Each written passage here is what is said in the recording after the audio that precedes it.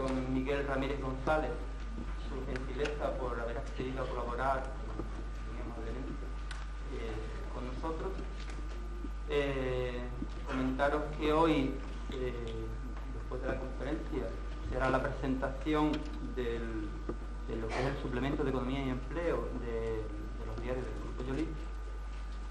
Y creo que ya sin más desearía que don Ángel Salazar, que es el director de Mercaderes, pues presentara nuestra conferencia. Para mí es un honor y un placer presentar a don Miguel Ramírez. Además, como es trabajador de Mercasa, pues es un gusto y paso a hacerlo inmediatamente. Miguel Ramírez González tiene 57 años, es licenciado en Derecho, es experto en legislación agraria y alimentaria de la Unión Europea por la Universidad de Roma, es funcionario público del Grupo A. Como experto agrario y alimentario tiene publicados numerosos artículos, estudios y trabajos en este campo. Fue nombrado presidente ejecutivo de la empresa nacional Mercasa en junio de 1996 y desde entonces lleva ejerciendo este cargo. Asimismo, en mayo de 1998 fue elegido por el Consejo de la Unión Mundial de Mercados Mayoristas presidente de este organismo. En mayo del 2000 fue reelegido por un periodo de otros 2 años por este mismo cargo. Explico que la Unión Mundial de Mercados Mayoristas es un organismo que agrupa a unos 200 mercados mayoristas de todo el mundo, concentrados en más o menos 50 países. Fue fundado en los años 50 y pertenece a lo que es la IULA, que es la Unión Internacional de Autoridades y Poderes Locales. El presidente de Mercasa y presidente de la Unión Mundial de Mercados Mayoristas ejerció entre los años 1986 y 1996 como portavoz parlamentario, portavoz de Agricultura del Grupo Parlamentario Popular en el Congreso de los Diputados.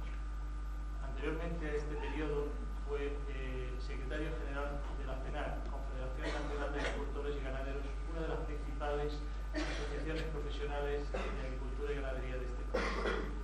Sin más, les paso a presentar a Miguel Ramírez, uno de los principales expertos en el sector de alimentación en este país. Pues muchas gracias, Ángel. Espero que hayan ustedes comprendido que las palabras de Ángel están más guiadas por la amistad y por el compañerismo que por la realidad de los hechos. Simplemente soy un pequeño aficionado al tema de la alimentación y por lo tanto vengo a exponerles a ustedes todo lo relacionado con la alimentación, dando primero las gracias a la Escuela Universitaria por haber seleccionado el tema y complejo mundo de la alimentación en un ciclo tan importante, un ciclo de conferencias dirigido a un editorio tan interesante. El que hayan ustedes pensado en la alimentación es de agradecer, porque es la gran desconocida muchas veces de la economía española, y es bueno que hagamos unas reflexiones en voz alta nosotros, ustedes, sobre la alimentación. Y un agradecimiento, se lo decía antes a vuestros responsables de la Escuela Universitaria. Yo soy un alumno de la Escuela Universitaria. Empecé mis primeros años de la licenciatura en una escuela universitaria como alumno libre y gracias a ella pues, pude hacer los primeros cursos de la licenciatura. Luego me pude ir a terminar la carrera a la universidad cuando tuve una beca, pero los 3 primeros años estuve en una escuela universitaria en mi localidad y sé lo que significa una escuela universitaria, el fermento universitario en una ciudad. Por lo tanto, doblemente agradecido a ustedes y a vosotros por darme esta oportunidad. Y es bueno que en Andalucía hablemos de la alimentación, hablemos de los elementos económicos que coinciden alrededor de ella, porque Andalucía, como saben ustedes, es la gran región agrícola ganadera de España, un potencial realmente importante. Por lo tanto, sepamos dónde nos movemos cuando hablamos de la alimentación. Pero lo primero que tengo que hacer es presentar qué es Mercasa, que ustedes lo han visto, presidente de la empresa nacional Mercasa, ¿y eso qué es? ¿Cómo se fríe eso? ¿Qué es Mercasa? Bueno, Mercasa es una empresa nacional, propiedad del gobierno español, una empresa pública, sociedad anónima, creada en el año 1965, cuyo objeto social es la colaboración con los ayuntamientos para construir y gestionar los mercados mayoristas. La concentración en un punto determinado de la oferta mayorista de productos perecederos para facilitar su concentración, su manipulación, su salubridad, su manejo y la facilidad de los minoristas para acceder a esos mercados de negociación. Fruto de estos 35 años es que en este momento en España hay 22 grandes mercados mayoristas, el que Jerez es una referencia de ellos. Representan 7 millones de metros cuadrados de superficie comercial. En el interior de nuestras unidades alimentarias de estos mercados mayoristas trabajan más de 4.000 empresas dedicadas al comercio mayorista, a los productos perecederos, de instalaciones frigoríficas, de actividades relacionadas con la administración, lo cual ha permitido que en nuestra red, en nuestras instalaciones, es decir, en la estructura de los mercados mayoristas, Merca Madrid, Merca Barcelona, Merca Zaragoza, Merca Sevilla, Merca Málaga, las grandes ciudades españolas, hasta 22, pasen al año pues más de 4,5 millones de toneladas de fruta y hortalizas, cerca de 600.000 toneladas de pescado fresco y congelado y más de 200.000 toneladas de carne. Aproximadamente el 65% de la fruta y hortalizas que consumimos los españoles, aproximadamente el 60% del pescado que consumimos los españoles, aproximadamente el 20% de la carne que consumimos. Pero además, como no estamos en todo el país, estamos en las grandes ciudades, en la zona de influencia de esa unidad alimentaria, de ese mercado mayorista, pues los tantos por cientos alcanzan 80 o 85%, porque efectivamente hablar de pescado, por ejemplo, en la zona centro de la península, es hablar de Merca Madrid, donde al cabo del año pues pasa cerca de 200.000 toneladas de pescado congelado. Hablar de carne en Barcelona, pues es hablar de las instalaciones del matadero y la instalación cárnica de Merca Barcelona, de Merca Zaragoza. Es decir, allí donde hay unidad alimentaria, los tantos por cientos que les he dicho a ustedes aumentan, pasan 80-85%. Bien, eso está permitiendo que los pequeños minoristas, el comercio detallista, tenga una posibilidad de abastecerse con un productos perecederos que la labor de los mayoristas ubicados en estas instalaciones hacen el milagro diario de la concentración. El minorista, cuando va a acceder a abastecerse de sus necesidades, o la hostelería o el supermercado, en vez de pensar dónde venden pescado, dónde hay fruta y hortalizas, dónde hay carne, dónde hay productos congelados, sabe que accediendo a Merca Sevilla o a Merca Jerez o a Merca Málaga, encuentra una oferta que le satisface de toda su demanda, una oferta con los horarios especiales. Las ciudades viven al revés del mundo, vivimos de noche, trabajamos de madrugada y terminamos a las 11 de la mañana cuando terminamos nuestra actividad, para volver a empezar inmediatamente por la tarde, a las 8 o las 9, cuando empiezan a llegar los grandes camiones, cuando empiezan a llegar los aprovisionamientos para su distribución. Son ciudades que viven al servicio de la sociedad, de tal forma que esa concentración de servicios, ese control sanitario, es decir, nosotros tenemos un control absoluto de todos los productos que pasan por nuestras instalaciones, es una garantía final al consumidor. En nuestras instalaciones no vienen los consumidores finales, la distribución final la hace el comercio, el detallista, lo que vienen es abastecerse los profesionales, los detallistas, la hostelería, los supermercados, etc. Eso nos permite que al final de cada ejercicio cada vez pasan más toneladas por nuestras instalaciones. Hoy hemos dado la noticia de que hemos batido el récord en los 2 primeros meses del año 2001 de los 2 primeros meses de todos los años relacionados con el tráfico de fruta y hortalizas. Hemos aumentado un 6% con respecto al año pasado, que es a su vez un récord respecto al 99 y respecto al 98%. La implantación de nuestros mercados mayoristas es un elemento importante a la hora de acometer la distribución comercial en España de productos perecederos. En nuestras instalaciones no hay alimentación seca, por lo tanto no podemos hablar de conservas, de arroces, pastas, etcétera, etcétera. Eso va por otro vía de funcionamiento. Nosotros nos dedicamos a mantener unas instalaciones en unión con los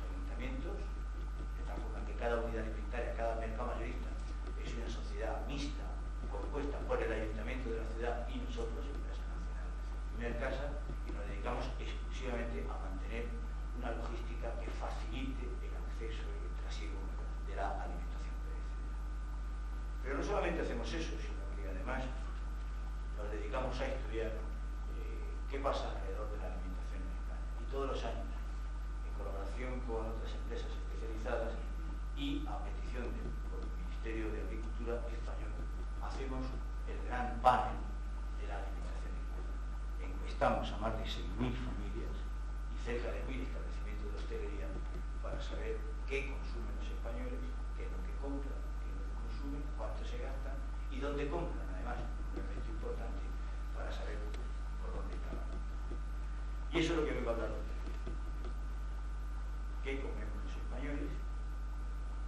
¿Dónde compramos? ¿Y cuáles son las características principales de nuestra alimentación? En primer lugar, digamos que esa encuesta nos permite saber lo que consumimos dentro del hogar y fuera del hogar.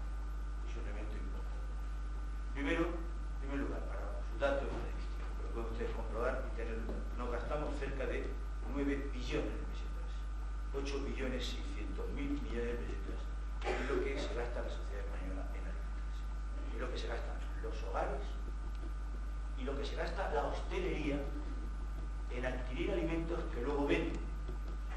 En estos 8.600.000 millones de pesetas no está lo que pagamos los consumidores en la hostelería, sino lo que se gasta la hostelería en adquirir productos para luego revenderlos, entre comillas, a los consumidores. Pues, los gastos de los hogares y la hostelería y las instituciones asciende a 8.600.000 millones. ¿Cómo se estructura ese gasto? ¿Gastan más los hogares, la hostelería o las instituciones? Probablemente gastan más los hogares.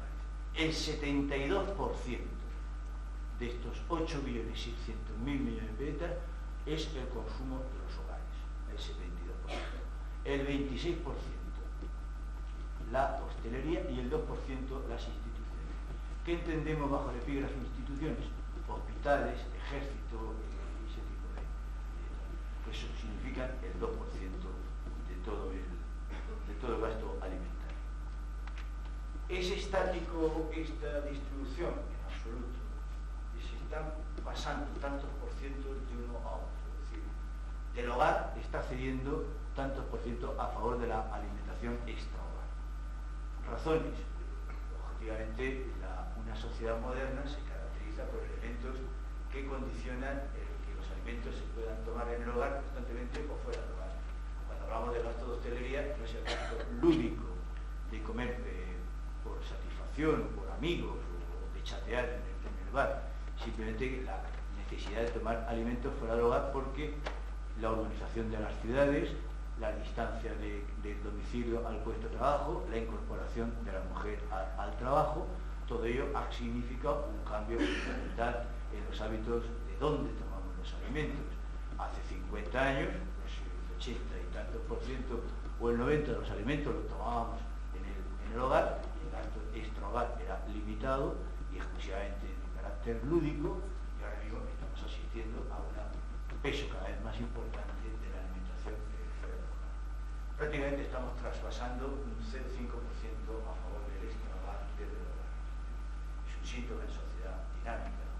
Se nota en las crisis económicas, es decir, hasta el año 95, un periodo de estancamiento, con la crisis económica, a partir del año 95-96, efectivamente se está viendo la velocidad que coge el consumo extrahogar. ¿Por qué? Porque hay una situación económica mejor, hay una mayor creación de puestos de trabajo y sobre todo, un dato importante, hay una incorporación importante de la mujer al trabajo, aunque yo creo que la cifra es insuficiente y que habría que multiplicar más los esfuerzos en ese sentido, y todo ello provoca que haya un trasvase del hogar hacia el hogar relativamente del orden del 0,5%. Estos casi 9 millones de pesetas, ¿cuánto corresponden? ¿Qué peso tienen en la renta de la familia? Pues nos estamos gastando prácticamente el 24% de la renta disponible de las familias en la alimentación. Por lo tanto, es un dato realmente importante. La renta disponible de una familia tiene un destino en alimentarse. Es un síntoma también de sociedades desarrolladas que cada vez la alimentación pese menos en el presupuesto familiar.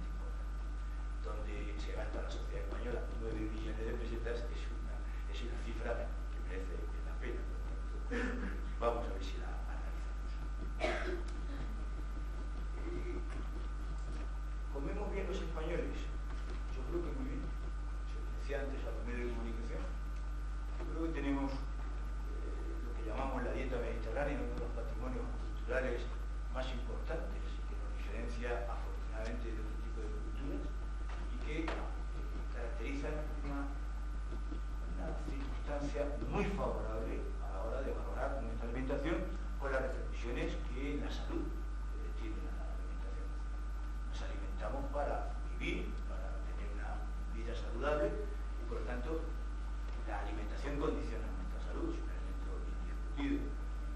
Por lo tanto, la primera afirmación que puedo decir, ¿nos gastamos bien los españoles? Bien, ¿nos alimentamos bien? Yo creo que francamente bien. ¿Por qué? Porque tenemos una estructura de nuestra dieta, la llamada dieta mediterránea, que nos caracteriza por la ingesta de una serie de productos que está demostrado que son mucho más saludables que otros tipos de alimentos. ¿Qué nos caracteriza a los españoles? Pues la primera es un gran consumo de frutas y hortalizas. Tenemos aproximadamente unos 200 kilos por habitante de año de fruta y hortalizas. Aproximadamente 80 y tantos kilos de frutas, 60 y tantos de hortalizas y 42 kilos de patatas, porque a estos efectos distinguimos lo que son las hortalizas clásicas y las patatas, cuando luego giren en el mismo epígrafe. Esos 200 kilos nos sitúan a la cabeza prácticamente de Europa, exclusivamente solamente detrás de Italia y de Grecia, y por lo tanto muy por encima del mundo, porque desgraciadamente la ingesta de productos hortofrutícolas no es lo más característico en otro tipo de latitudes. Tenemos un moderado consumo de carne, estamos en el torno de 65 kilos por habitante de año, donde el reparto además en el interior de esos epígrafes entre el pollo, el cerdo, la carne de vacuno, cordero, caprino, conejo, es realmente una estructura bastante favorable. Tenemos un gran consumo de pollo, estamos en el entorno de los 16 kilos por habitante de año. Habrá que sustituir a otro tipo de alimentación. Tenemos un consumo de cerdo también muy alto, 12-13 kilos, inferior a otros países, pero es importante. Estamos 10 kilos de carne de vacuno, 3 kilos y medio de ovino, 2 kilos 800 de conejo y ese tipo de carne más, hasta el total de 65 kilos. Somos los mayores consumidores de pescado del mundo, después de los japoneses, con 32 kilos por habitante de año, algo realmente diferenciador y característico de nuestra alimentación, que significa un elemento absolutamente de garantía de nuestra forma de alimentar. La proteína de la carne de pescado, las grasas del pescado son elementos mucho más diferenciadores que el de otro tipo de alimentación. Por tanto, ¿qué es lo que caracteriza una alimentación mediterránea? Consumo de la fruta de hortalizas, del pescado, del vino, del aceite, como ahora veremos, y un moderado y racional consumo de la carne distribuido en los epígrafes que les he dicho.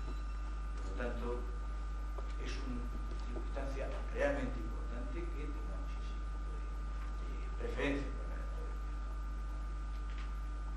Consumimos grasa vegetal, 21 kilos de grasa vegetal, pero mayoritariamente aceite, casi con un 60%. Y el resto son grasas vegetales también, no grasas animales. Distingamos otro tipo de grasas que se utilizan en otro tipo de culturas para freír y condimentar, que son de origen animal. Por lo tanto, llamamos comida animal. Nuestros 21 litros son de grasas vegetales, casi un 60%, 58 y pico, es aceite de oliva. Y dentro del aceite de oliva está creciendo prácticamente un 5% aumentativo al año y el aceite, el virgen. Por tanto, hay una toma de conciencia por parte del consumidor que empieza a distinguir ya dentro del aceite de oliva como genérico la participación del aceite virgen con un crecimiento en el interior del aceite de oliva del 5% más. Realmente importante. Piensen ustedes unos años atrás, hace 10 años, prácticamente la gente no sabía lo que era aceite de oliva. Y ahora mismo el consumidor distingue perfectamente entre un aceite virgen, oliva, tipo de aceite de oliva, puro, algo realmente. Somos unos buenos consumidores de arroz. Estamos en una cantidad realmente interesante, alrededor de 6 kilos. Buenos consumidores de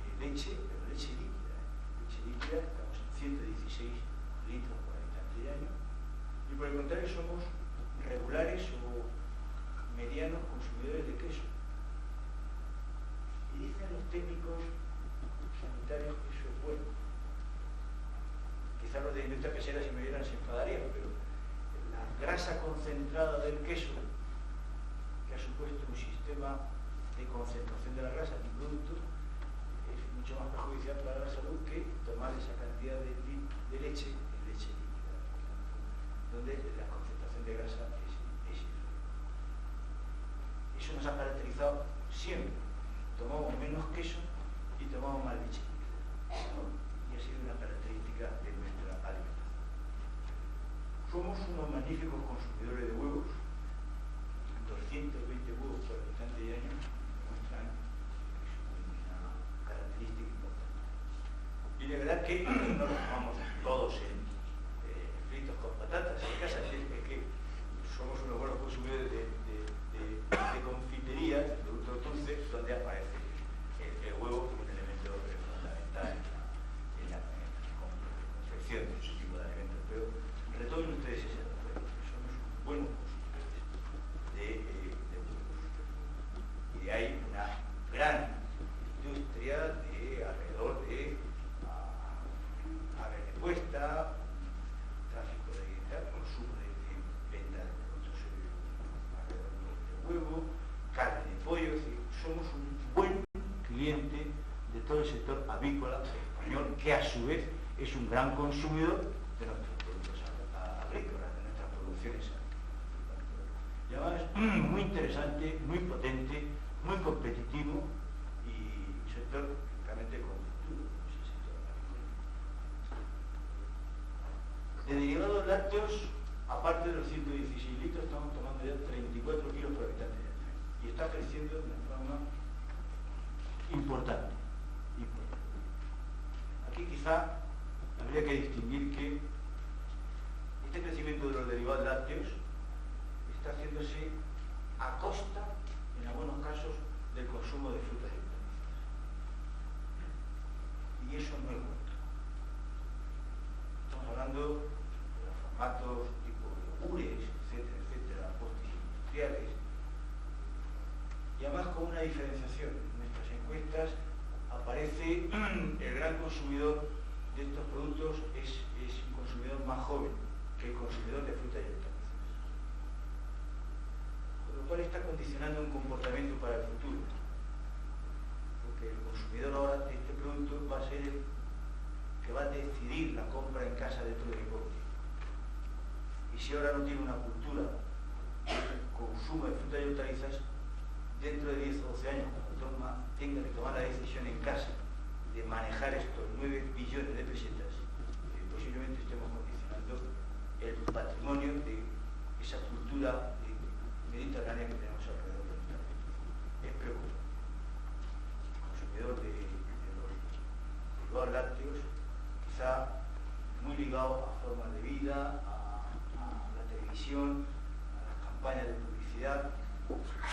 Eso siempre hacemos un llamamiento a donde podemos hablar de que educadores, familias, todos tenemos una responsabilidad a la hora de condicionar el comportamiento en hábito de consumo de los jóvenes. Fíjense, el hogar ideal de dieta mediterránea es un hogar compuesto por 2 personas mayores en el entorno de 60 años. Sería el hogar modélico. Frutas, hortalizas, aceite, arroz, legumbres, etc. Y el hogar, el modelo peor, es el hogar del matrimonio joven con chiquillos, con 2 o 3 niños. Son los que menos fruta y hortalizas consumen, el que más cocina hecha, cocinada, compra, el que más productos derivados lácteos compra, etc. Luego, cuando vamos al coloquio, haré algún tipo de preguntas. Verán ustedes cómo efectivamente resulta que no somos tan buenos consumidores, sobre todo los más jóvenes. Bueno, nos mantenemos bien en el consumo de pan, estamos en 58 kilos por habitante de año, está bien, hemos perdido algo. Empieza a recuperarse muy lentamente y sobre todo preparaciones de pan especiales. Pero es importante. Modelo de dieta que nos preparan el pan inmediatamente cuando lo queremos y además el tipo de pan que queremos empiezan a pesar de una forma muy positiva Porque hay que recordar que comer pan. Hay que comer. Fundamental. Porque los hidratos de carbono entran por esa vía. Y el pan es un elemento fundamental en la dieta americana. Es absolutamente bueno para todo. Por lo tanto, esas ideas preconcebidas en contra del pan es uno de los errores más manifiestos que se pueden adoptar en un sector. El pan es absolutamente fundamental. Y hablan ustedes con los especialistas nutrólogos y le dirán que es importante. Bueno, somos buenos bebedores de café, 6,5 kilos, azúcar, 7,5 kilos de azúcar. Hemos perdido azúcar en los últimos años. Hemos perdido un 5% casi acumulativo. Y dicen los expertos que no es bueno. Que el azúcar es fundamental también. Moderado ingesta de azúcar. Por lo tanto, el individuo lo que tiene que hacer es una ingesta moderada de todo. Y el azúcar es tan importante como el pan, como el arroz, las legumbres. Es cierto que hemos perdido legumbres. Estamos en casi 6 kilos y hemos perdido la maravilla de nuestra dieta, que era una gran presencia de las legumbres. Las legumbres, como saben ustedes, son los vegetales que más proteínas tienen. Y estamos complicando muchas veces la dieta, provocando que la ingesta de proteína la tenemos que hacer a través de un animal que tiene que consumir previamente vegetales que tienen proteínas. Y le estamos dando una vuelta a la proteína para que llegue a nosotros absolutamente innecesaria, cuando podíamos y antiguamente íbamos directamente a la fuente de proteínas que eran las legumbres. Y han desaparecido también de nuestra dieta, o desgraciadamente han desaparecido. Luego veremos cómo en Andalucía se mantiene una dieta más alta de legumbres que en el resto del país. Es sabia decisión. Nuestros garbanzos, las lentejas, nuestras judías, todo eso. He visto unas caras por ahí, gente que no le gusta. Absolutamente fundamental. Fundamental, repito, el equilibrio de mente. Bueno, ya hemos hablado del aceite, hemos hablado de las patatas, de las hortalizas, etc. Hay un aumento importante en el consumo de aceitunas. Estamos creciendo al 7%. Aceituna de verdeo, aceituna no aceite de amasar, estamos creciendo un 7% anual. Eso es realmente importante. Y el conjunto de productos transformados, eso sí que es también interesante, lo que hablábamos antes de la necesidad de abastecimiento de una sociedad moderna. Productos transformados, el fruto, hortalizas, pescado, carne. Se registra una tendencia nada más y nada menos acumulativa del 3,2% anual. Platos preparados, congelados, etc. Es un elemento realmente importante a la hora de diseñar el sistema de aprovisionamiento de una sociedad que pide. Somos unos racionales bebedores de vino. Estamos en 34 35 litros habitantes de año. Hemos perdido vino de consumo. Llegamos a estar, cifras mucho más altas, podemos estar cerca de 60 litros por habitante de año. Hemos perdido, llegamos a perder por debajo de 28 litros por habitante de año y hemos recuperado. Y estamos en 34 35. Y además en una distribución realmente importante, estamos en 22% de vinos de denominación de origen, el 70% vinos de mesa y un 6% otro tipo de vinos, espumosos, etc. Y el consumo de cerveza de 55 litros por habitante. Hemos bajado últimamente. Hemos bajado y ha habido ese trasvase, creo que muy interesante, a favor de vinos de denominación de origen, vinos de calidad, que estamos creciendo de una forma lenta pero inexorable, lo que demuestra una gran cultura por parte de la sociedad española y de los consumidores. Ya no hay vino de Mané, prácticamente. Entonces lo que nos abastecemos es vino de denominación de origen o vino de mesa, pero embotellado con una marca, con una etiqueta, con una identificación. Los vinos de Mané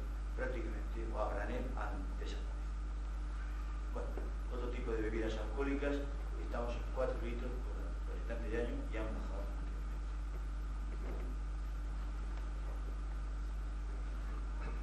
La cerveza, repito, ha bajado un 15%. Y otras bebidas alcohólicas un 33% en los últimos años. Por lo tanto, el consumidor sabe que el alcohol hace daño y está identificando sus consumos hacia una satisfacción sensorial, gustativa, acompañando a la comida, huyendo de la carga alcohólica de la bebida. Por lo tanto, tenemos aún alto consumo de alcohol, algunos inexplicables, de culturas absolutamente ajenas a la nuestra, posiblemente fruto de dar tipo de culturas, que seamos uno de los mayores consumidores de whisky de Europa, tiene una difícil explicación en nuestra cultura. Desgraciadamente está así. Lo digo desgraciadamente porque lo tenemos que importar, que además es ajeno a nuestra cultura. En cambio, pues tenemos uno de los mejores patrimonios, que es el vino. Hemos perdido, pero hay un camino de futuro realmente esperanzador. Empezamos a beber bien, buen vino, y exigimos que el vino se nos presente de una forma realmente con mucha mejor calidad que se podía presentar hace escasamente pocos años. Creo que es muy buena. Bueno, bebidas sin alcohol, sin zumo, todas esas cosas, estamos en 17 litros, y eso es lo importante. Y en agua envasada estamos en 58 litros por cápita. Y luego bebidas refrescantes, exactamente a lo que me refiero, estamos en 64 litros por habitante y creciendo. Eso realmente importa. Fruto también de la cultura en la que nos bebemos, y por tanto no hay que ignorar este fenómeno, que es un fenómeno realmente importante. ¿Dónde compramos? Es algo fundamental. Todo esto, esos 9 billones de pesetas, por redondear, ¿dónde lo compramos? Hay una gran distinción: alimentación perecedera y alimentación seca. Hay un elemento importante a la hora de comprobar y de comprender el fenómeno de dónde nos abastecemos. Frutas, verduras, carne, pescado, productos perecederos, los compramos mayoritariamente en sitios diferentes a donde compramos la alimentación seca. La alimentación que puede almacenarse, que está puesta en una vitrina, en una repisa. Seguimos comprando mayoritariamente la alimentación perecedera en tiendas de proximidad.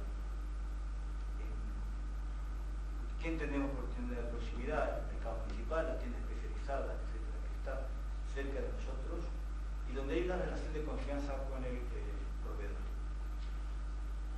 Cuando compramos alimentación perecedera estamos apostando porque confiamos en nuestro proveedor y normalmente compramos en el mismo. Nuestro carnicero, nuestro pescatero, además se dice así, mi carnicero. Y compramos en él. Y tenemos una relación de confianza. Y muchas veces el comprador no va con idea preconcebida, compra lo que le dice su proveedor. Hoy tengo esto. Y hay una conversación cuando en el fenómeno de la compra. También característico de nuestra forma de vivir, ciudades donde la dimensión humana aún se mantiene. Por lo tanto, casi el 50% de los perecederos lo compramos en esa tienda de proximidad, incluyendo además otro 30 y tantos % en el supermercado, pero el supermercado de barrio. El supermercado que no exige que nos tengamos que trasladar en un vehículo para poder adquirir el producto y que está en nuestro entorno, en un traslado no más allá de 10 o 12 minutos de donde vivimos. Por lo tanto, entre casi un 50% tiende a especializar la necesidad y el formato de supermercado de barrios, ese formato de en torno a los 1000 metros cuadrados, 4 cajas, 5 cajas que tiene de todo, prácticamente tenemos ahí el 85-86% del formato comercial donde nos proveemos de alimentación perecedera. Y los grandes superficies donde nos abastecemos un 12% de alimentación perecedera. Y además están estancados en los últimos años, no crecen, ese es españoles son líderes en alimentación seca. En alimentación seca el liderazgo lo tiene el supermercado de barrio y la gran superficie. En cambio, la tienda especializada pues, no participa en el aprovisionamiento de la alimentación no perecedera, la seca. Es normal, ahí nos movemos con estímulos de marca. Buscamos una lata de ellos. Buscamos quizá la oferta más barata, pero si la lata la encontramos en un determinado establecimiento, no tenemos que hablar con nuestro proveedor. Lo que buscamos es la marca, el producto que está envasado y que está acreditado por una marca que es de nuestra preferencia.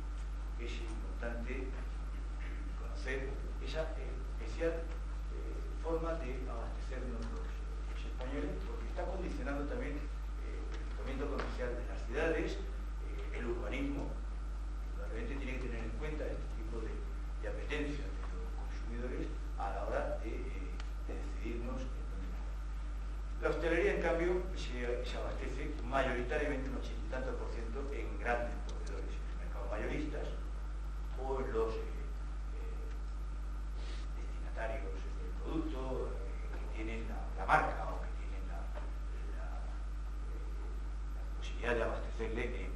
No compran en el mercado pequeño, en el formato pequeño. La hostelería se abastece en grandes proveedores.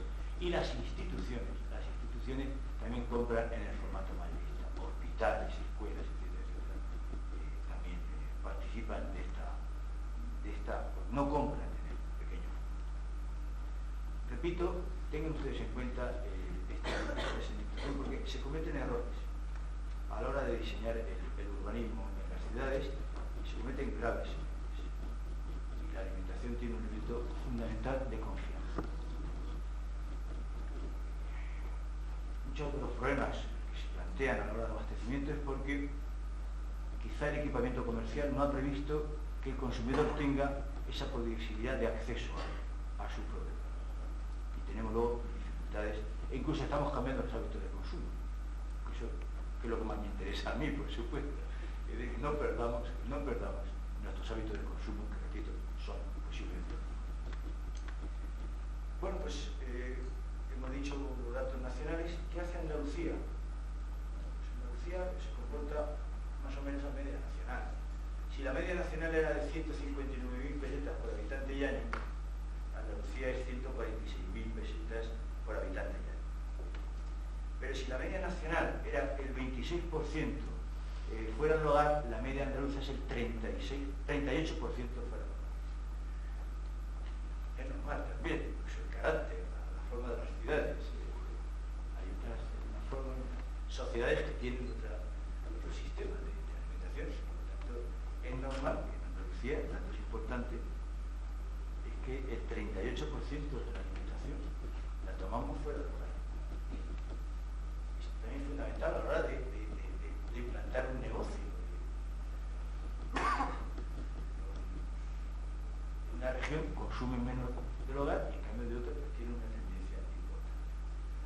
Consumimos menos el hogar y consumimos más fuera del hogar. Es decir, el cómputo total son 234.000 pesetas que se gastan los andaluces, en cambio la suma de consumo dentro de las casas con fuera de las casas. ¿Qué diferencias hay? Bueno, pues el consumo de aceite virgen dobla la media nacional, normal. Si la primera zona productora de aceite de oliva del mundo, y si aquí se sabe de un producto, el de aceite de oliva, es natural que dentro del epígrafe aceite de oliva, el aceite virgen, que es mucho mejor que el otro, pues los andaluces consuman el doble de aceite virgen que el resto de los españoles. Es natural. Se consume mucho más cerveza que en el resto de España, 68% más que la media nacional. Se consume más zumos, gaseosas y bebidas refrescantes. El clima, que lo acabe, tiene algo que ver, ¿no? Cuando Andalucía disfruta de ese largo y cálido verano, pues es natural que eso se refleje en unos hábitos de consumo que posiblemente no se refleje en otras latitudes. El 20% más de legumbres que la media nacional. Eso es importante. ¿Por qué? Porque Andalucía es zona productora de legumbres y de gran calidad. Y por lo tanto, en un hábito de consumo se refleja inmediatamente. Se consumen más platos preparados, más bollería y más productos pesqueros. Era natural. Con el litoral que tiene Andalucía y además la manipulación del pescado, posiblemente, a mi gusto, es mi individual por supuesto, la fritura de ese pescado, pues es natural que se vea que esta región consume más pescado que la media nacional, repito, que es la más alta del mundo después de la japonesa. Que no es que estemos hablando de un referente nacional pequeño, estamos hablando del segundo consumo mundial de pescado, pues Andalucía consume mucho más. En cambio, está por debajo de la media nacional en vino, en aceite de girasol y en leche y en pastas alimenticias. Y en la media nacional, pues está en quesos, en huevos, pan, arroz, frutas, frescas, hortalizas.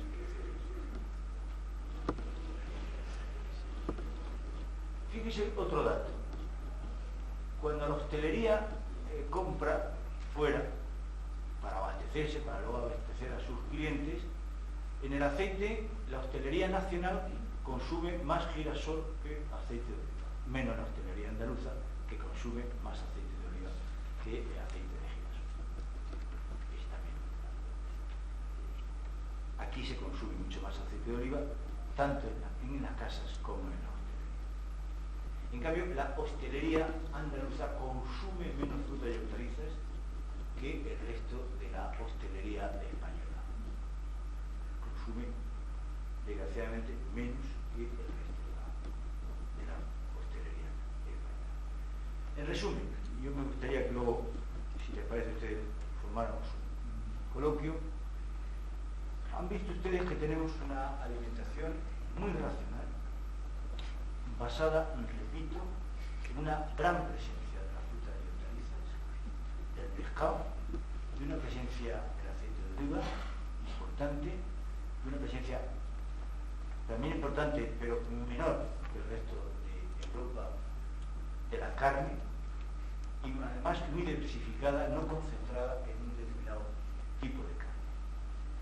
Es una alimentación, entendemos y entienden los técnicos, que es realmente uno de los mejores patrimonios que tiene la cultura española, peligrosamente, insisto, puesta en tela de juicio en las nuevas generaciones, en los hábitos de los más jóvenes y en los hábitos de familias que no mantienen las apetencias y los consumos que han caracterizado este tipo de dieta, y que por lo tanto es una llamada general que estamos haciendo para intentar que no nos desviemos, porque el desvío ya sabe lo que produce: enfermedades cardiovasculares, procesos cancerígenos, etcétera, obesidad, etcétera, etcétera. Eso todos lo sabemos.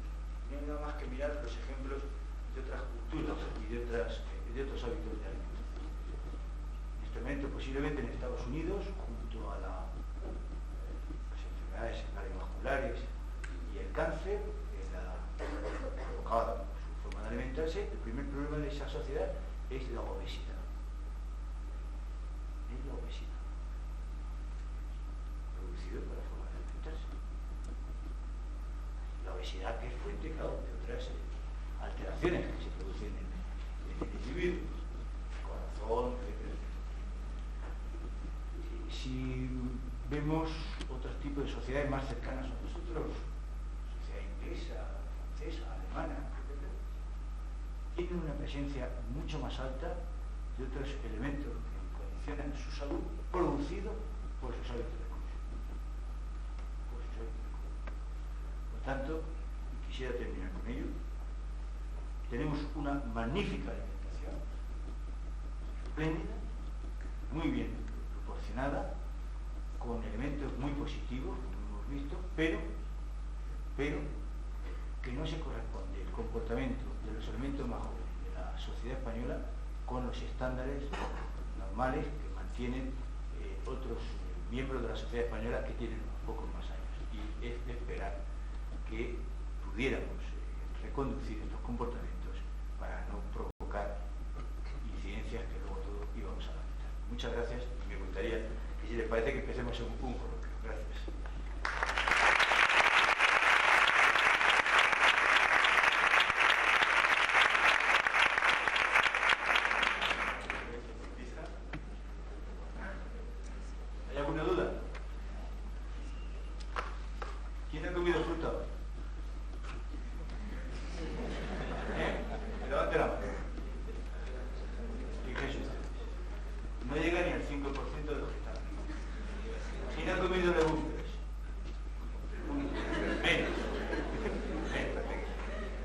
¿Quién ha comido hamburguesa?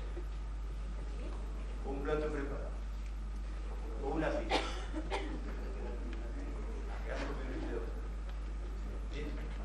Hay un problema grave. ¿Quién ha comido pescado? 5. No hacía falta ahora.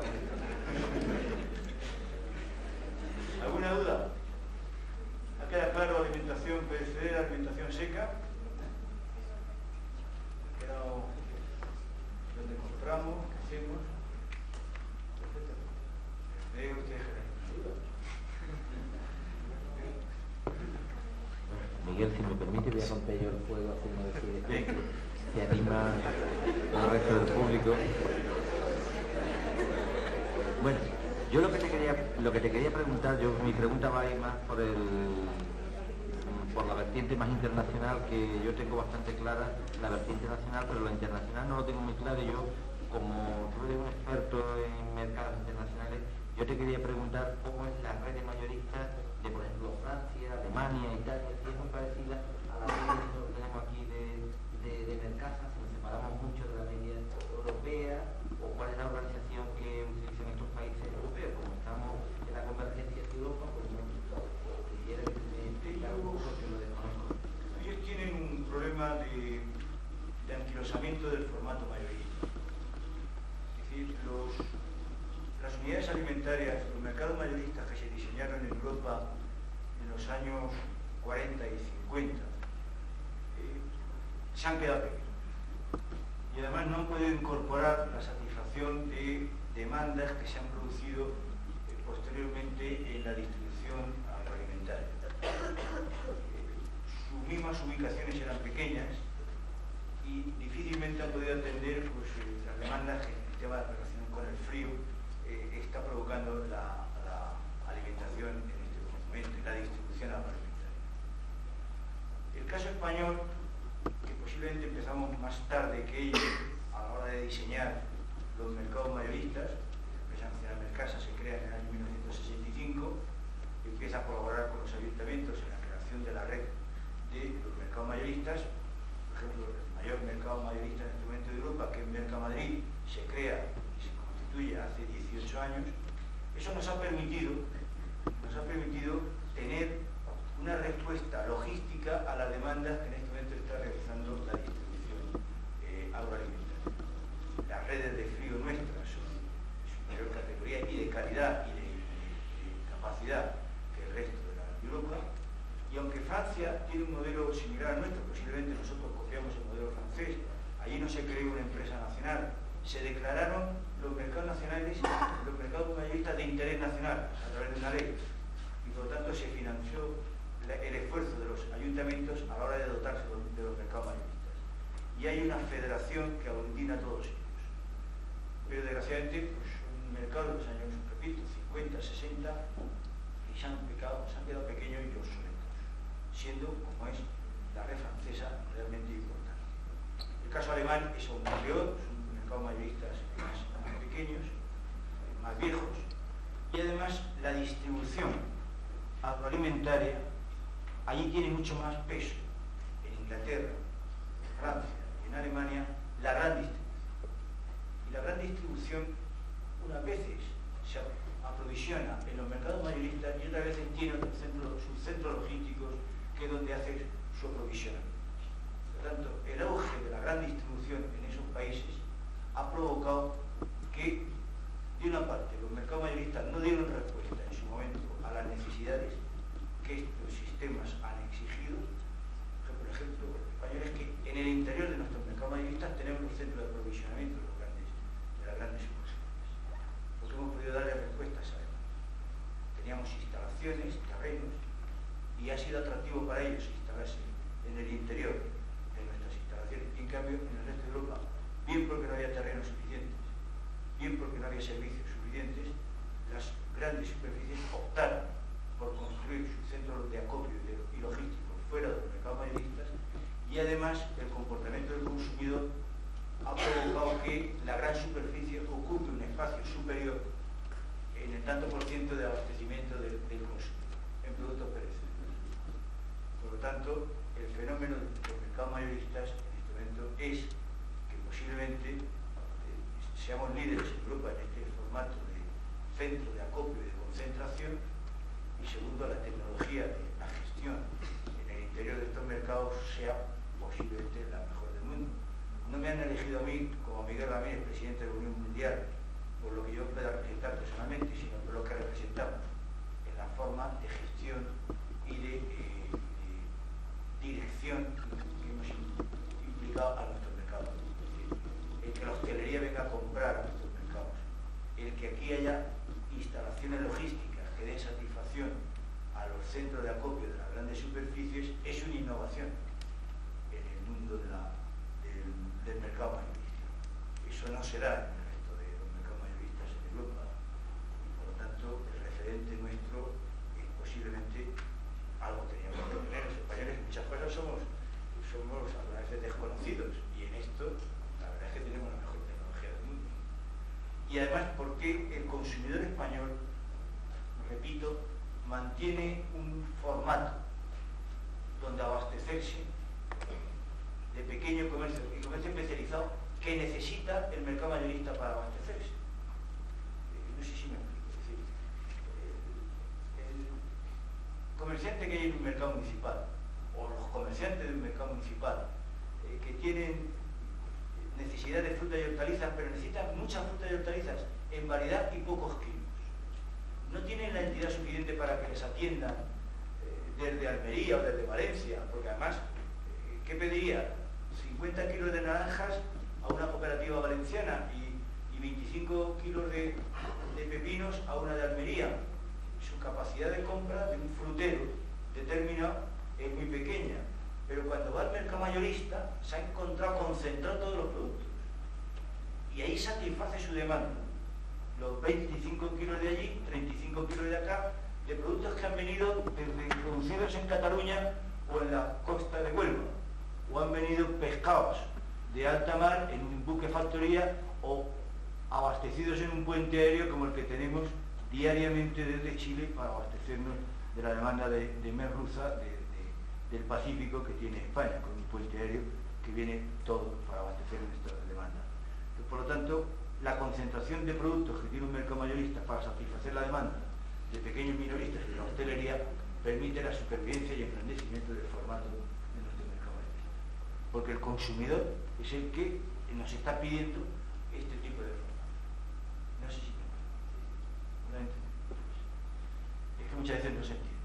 ¿Por qué hay unos grandes mercados mayoristas en España? Porque hay esa cantidad de tonelaje tan importante que pasa por nuestras instalaciones. Porque hay un mercado, un comerciante minorista que exige esa concentración. Porque hay un consumidor que mantiene un comercio minorista. Lo cual no exige o no implica que se tiene que modernizar el comercio minorista, por supuesto. Y no estamos satisfechos del grado de modernización del comercio minorista. Y hay mucho que crecer y hacer en esa línea. Pero la simbiosis consumidor fiel a proveedor, pequeño proveedor que tiene que abastecerse en un mercado de concentración, es la garantía de estos mercados mayoristas que nos diferencian del resto de otro tipo de distribución comercial. Yo tengo una pregunta. Mercasa como empresa pública, bueno, se ha dicho que la estructura de la alimentación española tendría que cambiar, ¿no? La alimentación mediterránea y todo eso.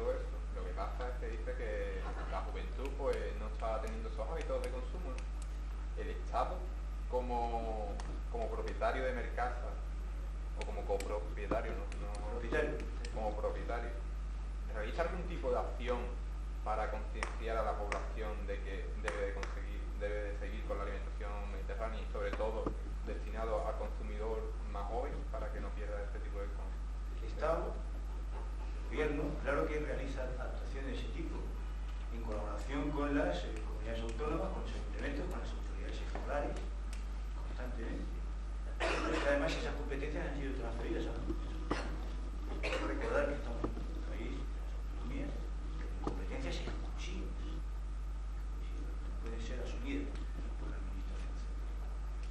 Y estamos colaborando en ese sentido, y estamos intentando colaborar además y que colaboren los propios interesados, que colabore el sector productor, que algo se juega en este mundo, ¿no? Que colaboren pues, todo tipo de entidades asociativas, asociación contra el cáncer, cardiovasculares, corazones, etcétera. Todo eso, generar un estado de opinión a favor de esto.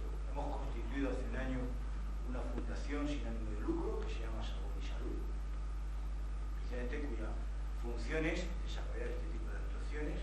Hacemos actuaciones en las escuelas, en el colegio, con los consumidores, con las amas de casa, pero yo le voy a poner a usted un ejemplo para que comprenda con quién y dónde estamos jugándonos el dinero, como se dice vulgarmente. El año pasado en España, en favor del consumo de frutas y hortalizas, se gastaron unos 600 millones de pesos, de los cuales 400 fueron los plátanos canarios pagados por los agricultores canarios. La publicidad derivada de productos lácteos ascendió 16.000 millones de pesos. Usted cuando toma un plátano no tiene conciencia de que se le pone un cuerpo grande.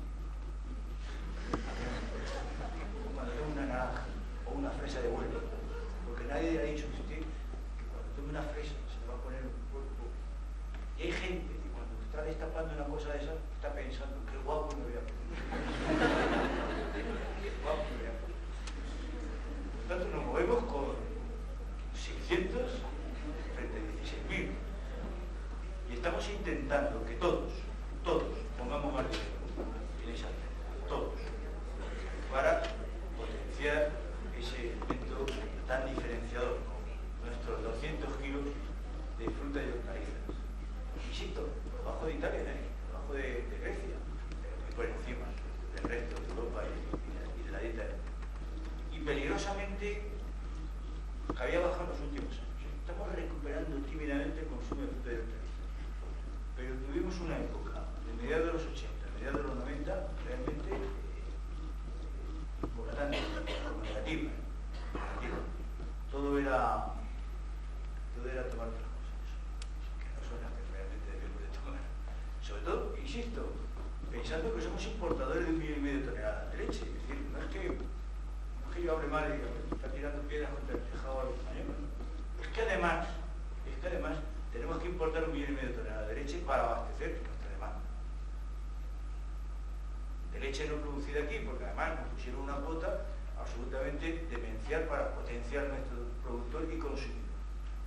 Por tanto, obligatoriamente tenemos que importar esa leche para mantener una demanda que de alguna forma se ha creado producto de una magnífica campaña de publicidad que nos han dicho que para ser más altos, más guapos, tenemos que tomar ese tipo de... Recuerden ustedes lo que es la publicidad. Mire, hace unos años, desgraciadamente, hubo una campaña contra el alcohol, contra el alcoholismo en España. Y el prototipo del consumidor de alcohol fue un hombre que aparecía derrotado, desarrapado, hundido, sentado con una botella de vino entre las piernas. Pero en cambio, el triunfador es el que otro tipo de publicidad nos ponía consumiendo un producto extraño a nuestra cultura, importado, pero es que triunfábamos, porque a la vez que estábamos tomándolo, el Deportivo Rojo y la chica rubia aparecía en el subconsciente, de tal forma que cuando ese individuo llegaba a una barra de un bar y pedía ese brebaje, pues el subconsciente le estaba poniendo el Deportivo Rojo y era natural, estaba ahí. Es igual que cuando las colonias nos dicen en Navidades, póngase usted esta colonia para usted que tiene. Entonces, ¿ustedes qué pasa, no? El que vaya primero piensa que con las colonias va a alcanzar otros objetivos. Y pues en la alimentación pasa lo mismo. Entonces, ojo con cuando hacemos unas campañas de algún tipo. Nosotros tenemos un patrimonio realmente importante en nuestra alimentación y que puede ser atacada y además es muy vulnerable, porque todos tenemos una presencia de imágenes constantemente en nuestro subconsciente que inmediatamente podemos, sin darnos cuenta, cuenta abandonar unos patrones de alimentación que son consustanciales con nuestra cultura y con nuestra salud. Más cosas.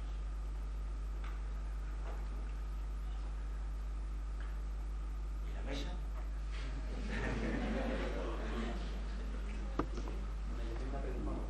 La verdad es que me gustaría hacer muchísimas preguntas diferentes, pero en principio sí me ha llamado la atención un detalle sobre el consumo en Andalucía, sobre las cantidades de consumo. Respecto a España, en principio, el gasto por habitante es menor. Seguimos hablando de 159.000 pesetas en España a 146.000 en 146, sí, efectivamente. Casi un 15% menos, que es el gasto por persona. Sí. Sin embargo, el consumo fuera del hogar, en cambio, es bastante más alto. También sustancialmente más alto. Supongo que consumir fuera del hogar siempre es consumir más caro que dentro del hogar. Que no, absolutamente. ¿Quiere eso decir que de alguna manera también que los alimentos en Andalucía son sustancialmente más baratos que en el resto de España? ¿O quiere decir que hay otro tipo de tendencia en el consumo? Simplemente que hay un hábito de abastecernos fuera del hogar de más alimentación que en otras latitudes. Yo creo que es sustancial con la forma de vivir. Porque además, cuando esto lo cruzas estadísticamente con el número de establecimientos de hostelería en esta región, hay más establecimientos de hostelería por habitante, por 100 habitantes o 1000 habitantes en el resto. ¿Sabe? Andalucía tiene una apetencia más de consumir fuera de casa determinados alimentos, se abastece de alimentos de una forma lúdica, o una experiencia de una mujer al trabajo, por distancias, más que el resto de España. Por ejemplo, ese fenómeno también se produce en Canarias, también son elementos porque el turismo que también distorsiona la muestra. El turismo también. En Canarias el 33% del gasto fuera del hogar, mejor dicho, el gasto fuera del hogar que supone el 33% de la renta familiar. Efectivamente, el turismo es un elemento que pesa a la hora de ese estudio. Pero yo, cuando hemos visto esta cifra y la pasamos con datos de hostelería, etcétera, resulta que es natural. Es absolutamente natural. Y a poco que se conozca el carácter de idiosincrasia de esta región, pues se comprende también. Por tanto, no es que tengamos que asustarnos. Yo creo que es un elemento que fija un comportamiento, lo que pasa es que tenemos que saberlo. Y cualquier estudio que se vaya a hacer, cualquier inversión que se vaya a hacer, cualquier tal, tiene que saber que esta región consume fuera del hogar mucho más que otras regiones. Igual que en otras regiones consumen mucha más carne, mucho más vino.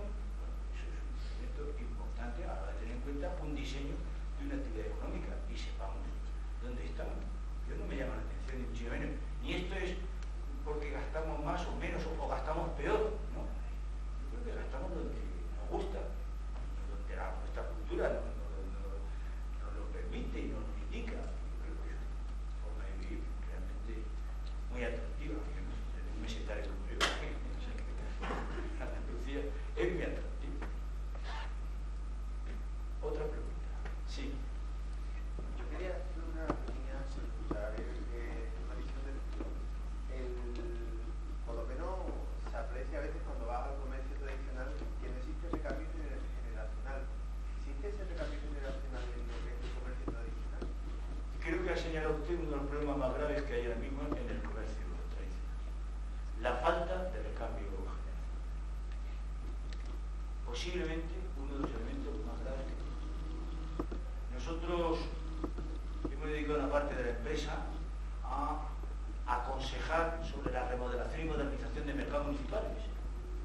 Tanto es que hace 2 años convocamos en Sevilla y celebramos el primer encuentro español de mercados municipales y ahora hemos convocado otro en León para finales de junio. Y ahí llamamos a todos los responsables municipales de mercados municipales, asociaciones de comerciantes, etc. Y hemos hecho unos estudios sectoriales al respecto. Y tenemos una especialización en recomendar la reforma de esos mercados nacionales. Y el primer dato grave que nos encontramos es el envejecimiento de los comerciantes titulares de esos comercios. Efectivamente. Y por lo tanto, su dificultad a la hora de innovar, a la hora de acometer reformas, a la hora de implantar sistemas que no están reñidos con la calidad de su producto y de la confianza. Por ejemplo, el pago por tarjeta. Y cuando intentamos que la colectividad de todos los comerciantes ubicados en un mercado municipal tengan una única tarjeta, con lo cual el consumidor primero concentra sus pagos a final de mes o primero de mes, como se hace con las tarjetas, compra mucho más rápidamente. Imagínense ustedes a partir de enero que viene, cuando el comerciante tenga que hacer devoluciones de hasta céntimos, cuando empecemos a trabajar con el euro, hasta céntimos, cada vez que compra un cliente. Bueno, pues encontramos dificultades realmente importantes a la hora de ese tipo de actuaciones. El que concentrar la compra y podérsela llevar a domicilio, servicio a domicilio. ¿Por qué 60 comerciantes no pueden trabajar igual que un único comerciante cuando está en un hipermercado?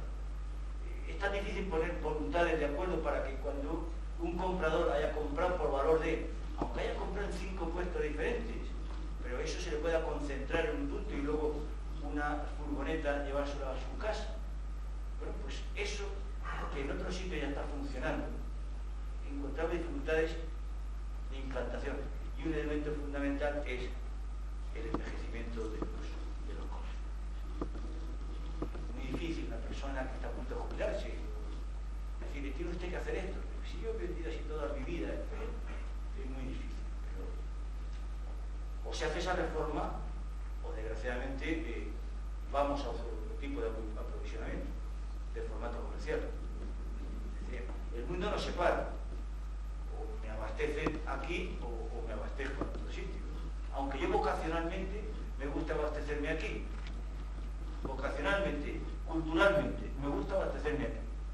Cuando le decimos, abran ustedes los domingos, que deja la ley, porque la competencia abre, y porque la compra de alimentos perecederos tiene un acto lúdico en el comportamiento del consumidor realmente importante y que lo estamos descubriendo. Hay una parte lúdica en la compra del perecedero que hasta ahora no conocíamos y que gracias a los estudios estamos poniendo a manifiesto. Es decir, la familia le gusta comprar. Y el domingo por la mañana, que está abierto, que la ley permite abrir, ¿por qué usted está cerrado y en cambio la gran superficie abre? Está usted mandando clientes a la gran superficie.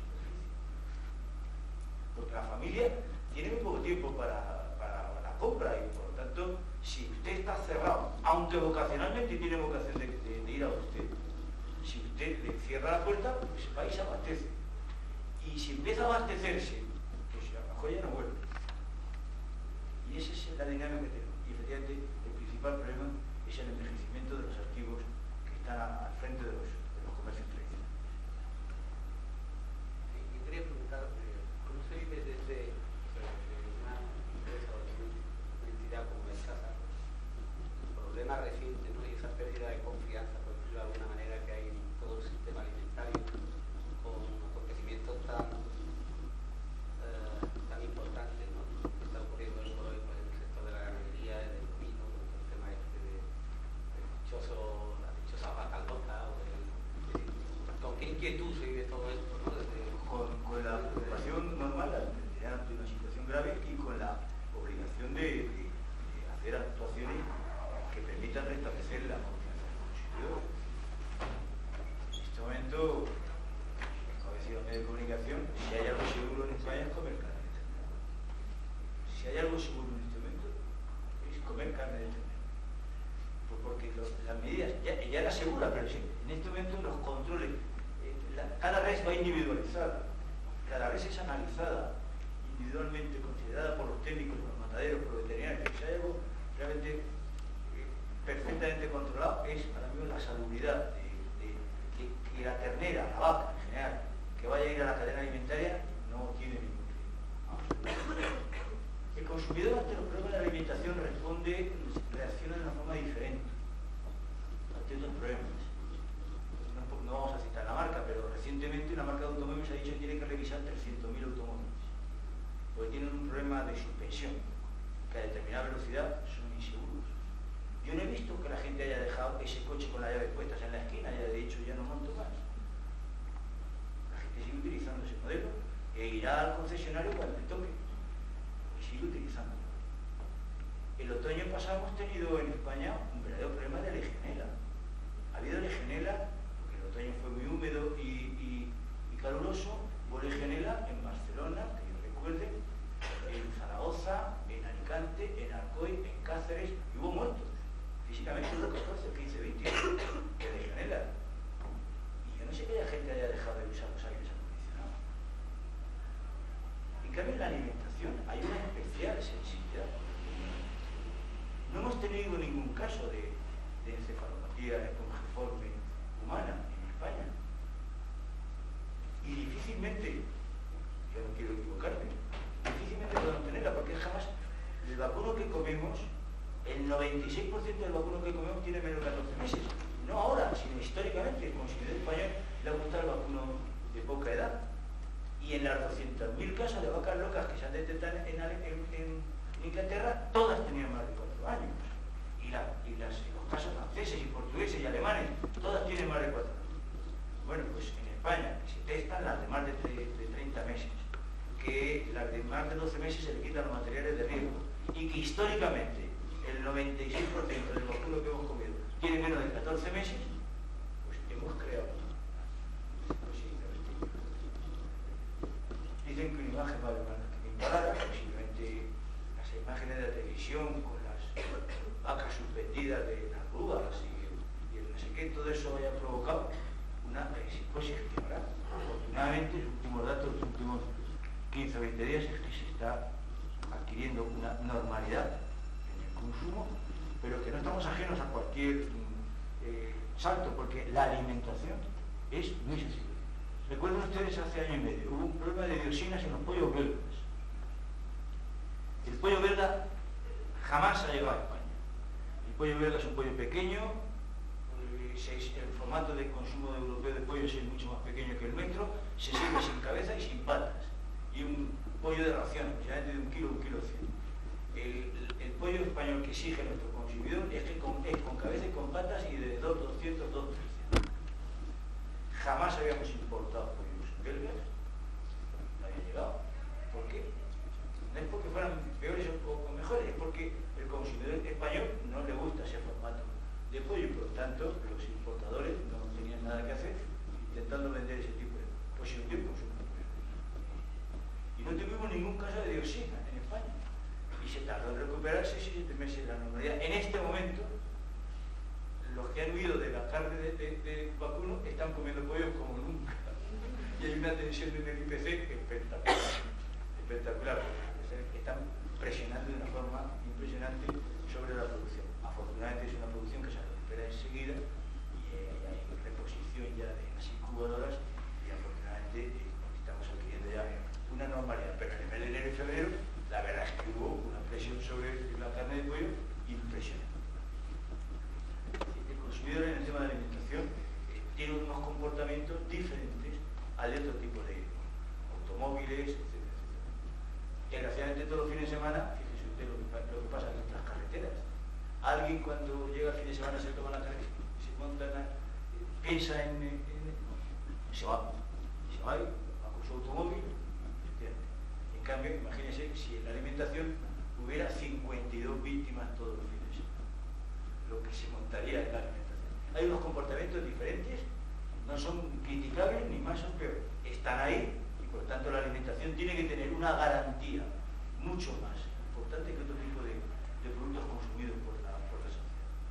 De ahí la Agencia de Seguridad Alimentaria, de ahí el esfuerzo que todas las administraciones, todas, las centrales autonómicas, la municipal, tienen que hacer las industrias agroalimentarias, porque la alimentación, el consumidor ante la alimentación tiene un comportamiento totalmente diferente ante otro objeto de consumo.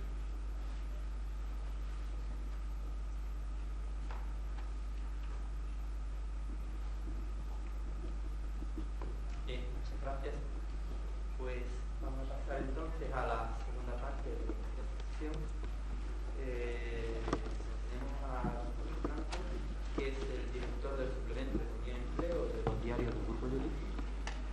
va a presentar. Buenas tardes. Vamos a esperar a que salga la gente, que está aburrida ya.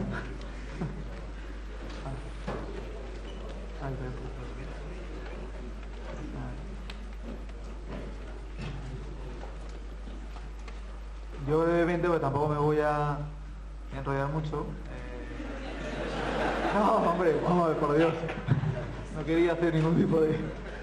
Hay una persona eminente que ha hecho un breve discurso sobre la alimentación, el cual pues ha sido muy aleccionador. Yo realmente pues voy a contar un poco otra película más breve. Yo creo que no tiene nada que ver con lo que hemos estado escuchando, interesante todo.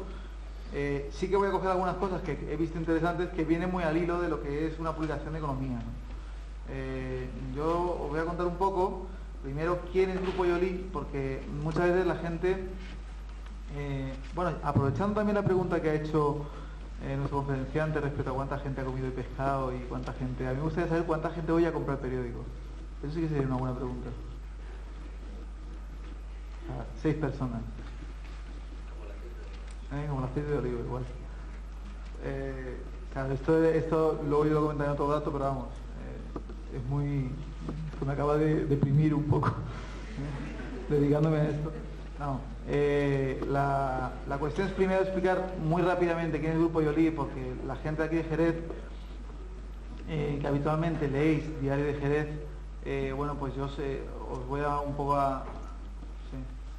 Os voy a primero a situar geográficamente. El Grupo Joly es la empresa que edita desde hace más de 100 años el Diario de Cádiz.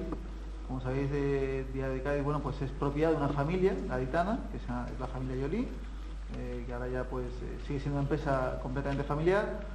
El Diario de Cádiz tiene más de 130 años y hace, pues, no os voy a decir la fecha exacta porque no la conozco, pero en torno a 10 años, o corrígeme Carlos, 16 años, me dio un poco, 16 años que inicia Diario de Jerez su actividad en esta ciudad. El Grupo Joly tiene ahora mismo, el grupo tiene 5 periódicos. Realmente el Grupo Joly hasta hace prácticamente 2 años eran las cabeceras Diario de Cádiz, Diario de Jerez y Europa Sur, que es la cabecera que se edita en Algeciras.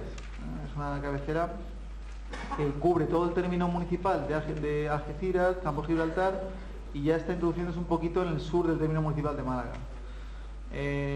Hace 2 años, el presidente actual de la compañía, José Joly Martínez Salazar, que es una rama de la familia Joly, decide con cierto acierto, valga la redundancia, abrir una cabecera en Sevilla. Es Diario de Sevilla. Esto sucede hace 2 años ahora, el 28 de febrero ha cumplido el 2º aniversario del periódico, con la fortuna, dicen unos, y con el acierto editorial, dicen otros, de abrir un mercado nuevo en Sevilla que no estaba hasta ahora, y claramente una competencia directa a ABC, que era el mercado periodístico que existía en Sevilla. Diario de Sevilla, además de ser un proyecto que nace apoyado por el Grupo Joly, por las cabeceras de Cádiz, que son líderes en esta provincia, cuenta con un respaldo financiero importante y además cuenta con un respaldo editorial que ha supuesto una entrada importante en la cuota de mercado de lector en Sevilla. Esto sucede hace 2 años. Diario de Sevilla además crea un precedente que único en España probablemente, que es en la captación de número de lectores en tan solo un año, y un poco, pues dicen algunos también que ha sido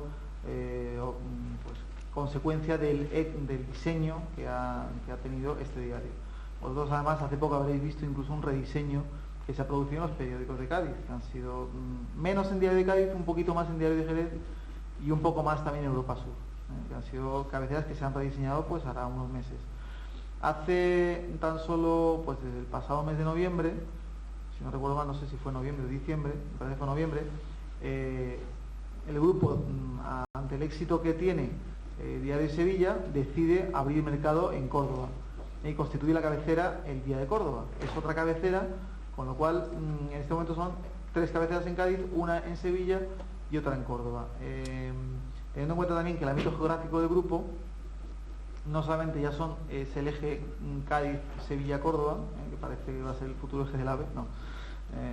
Además, el Diario de Sevilla se vende mucho también los domingos en Huelva, por ser una zona un ámbito bastante de bastante asiduidad por parte de los sevillanos. Y exclusivamente pues los domingos, sábados, fines de semana, sábados y domingos, porque el Diario de Sevilla entra bastante bien en la provincia de Huelva.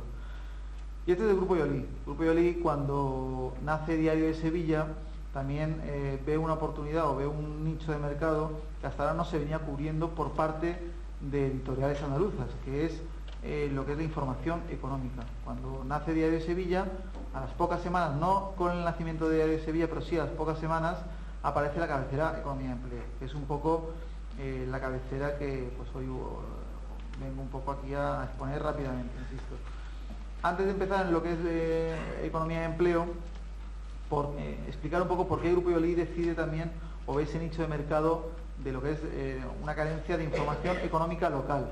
Existían varias iniciativas, ha habido varias iniciativas, publicaciones mensuales o publicaciones que han sido incluso bimensuales, de información regional. Cuando Yolí se inicia la cabecera de Economía y Empleo, lo que pretende es cubrir un espectro informativo empresarial de manera que tuviese una clara connotación de influencia en la sociedad en cuanto a la toma de decisiones por parte de empresas. Nosotros como grupo editorial pues somos conscientes de que la economía, y la economía especialmente local, la mueven por las empresas locales. Y una de las carencias que hasta ahora había y que sigue habiendo en Andalucía es la transmisión de información empresarial. Yo aquí me había apuntado dos anécdotas muy curiosas que a mí me han sucedido. Yo antes de pertenecer al Grupo Yolí, pues trabajé en el mundo financiero. La importancia de la información económica a mí se me vino a la mente contar un poco aquí hoy lo que me sucedió en la crisis del 98. Vosotros recordáis que los mercados financieros, pues hará 3 años, sufrieron la mayor crisis, especialmente la bolsa, que afectó a 8 millones de bolsillos españoles. Es decir, la bolsa pegó un bajón impresionante, pues de más de casi un 50% en tan solo 3 meses. Yo recuerdo estar de vacaciones en Asturias, un verano, y la portada del Mundo de un miércoles, creo que fue, pues resultó ser que la bolsa cada que en la bolsa bajaba un 5%. Aquello fue el inicio, si no mal recuerdo más, eso fue un 5 de agosto, un 6 de agosto. Si no mal recuerdo, aquello fue el inicio de una cadena, pues un poco lo que ha estado comentando también nuestro conferenciante, de la psicosis que produce la información o la transmisión de información, y en este caso la información de economía, cómo afecta a las empresas, cómo afecta a la economía. Yo recuerdo que aquella portada del Mundo fue también un poco el inicio de lo que sería una crisis que duró, pues, más en los medios de comunicación que en la economía real, pues duró en torno a 3 meses, a 4 meses aproximadamente. Bueno, pues esto, que es tan solo un ejemplo de lo que influye la información económica en la economía y en las empresas, pues fue un poco también lo que llevó, este ejemplo no, evidentemente, pero sí un poco esta filosofía lo que llevó a Grupo Yolí a crear una cabecera de economía y tratar de que fuera una cabecera de economía local.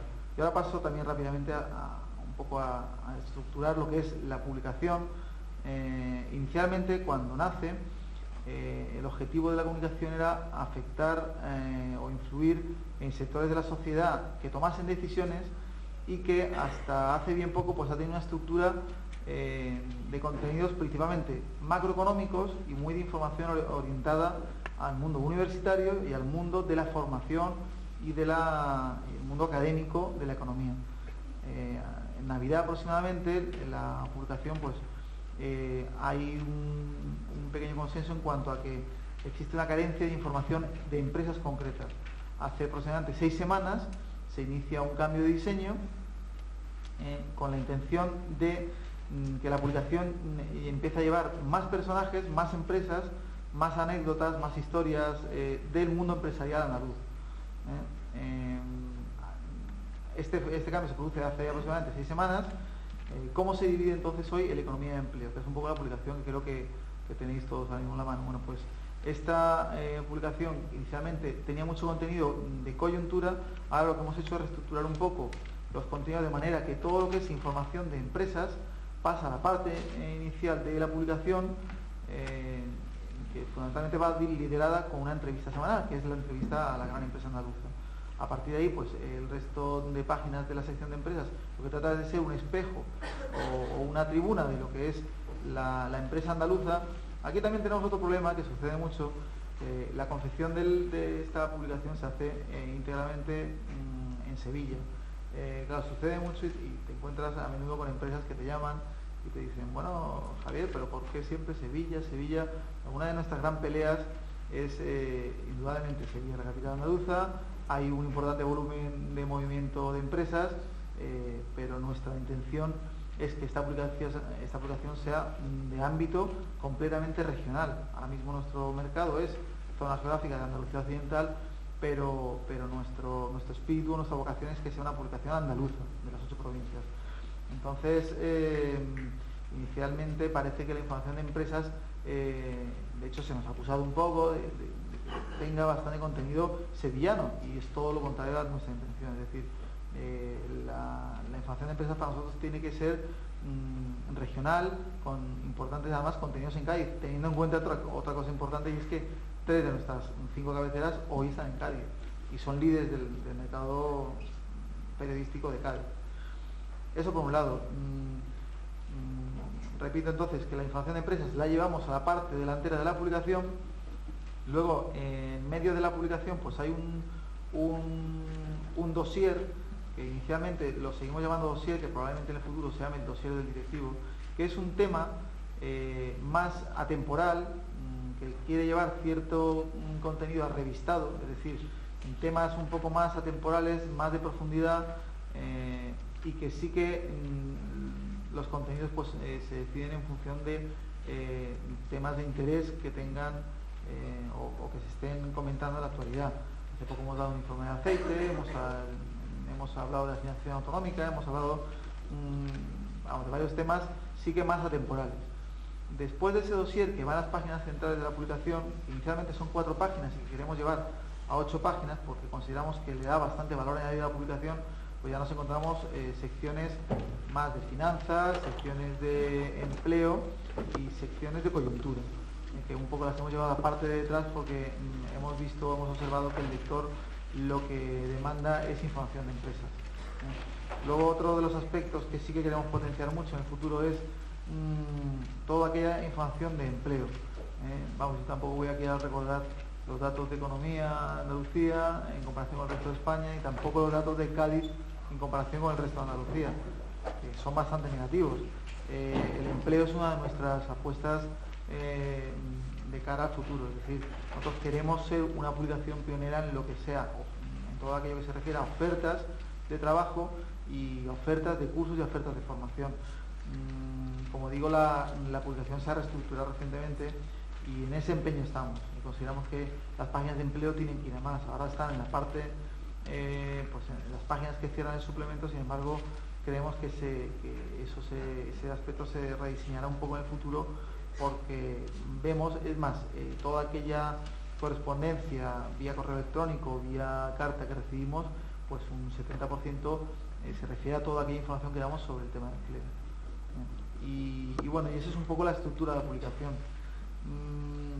Hombre, yo como cosa curiosa y que sí que me gustaría un poco dejar claro es nuestro interés, porque todo empresario que tenga cualquier iniciativa, con toda entidad que tenga cualquier tipo, pues entidad, incluyendo esta misma escuela de estudios universitarios, todo aquel organismo que tenga algo que decir respecto al mundo de la economía, lo que pretendemos es que este sea una tribuna perfecta para que pueda publicar, pueda transmitir toda aquella información que vea interesante. Y luego, hombre, otra cosa también importante que me gustaría decir es que los empresarios en el mundo de la empresa nos encontramos habitualmente con numerosos problemas. A veces uno, cuando coge una publicación de economía, piensa que todo es sencillo, que la gente está encantada de hablar en los periódicos y que a todo el mundo le gusta contar su historia. Pues eso es bastante lejano a la realidad. Nosotros en la redacción, claro, nuestro producto semanal, nosotros tenemos 5 días para elaborar el número. Nosotros cerramos los viernes a las 5 de la tarde y empezamos nuestra actividad los lunes a las 9 de la mañana. Bueno, pues a lo largo de la semana es muy difícil conseguir que las empresas, que es lo que a mí un poco a veces en verdad me enfada un poco, es decir, que las empresas nos cuenten qué hacen, qué proyectos tienen, cuáles son sus planes de expansión, cuáles son sus cifras,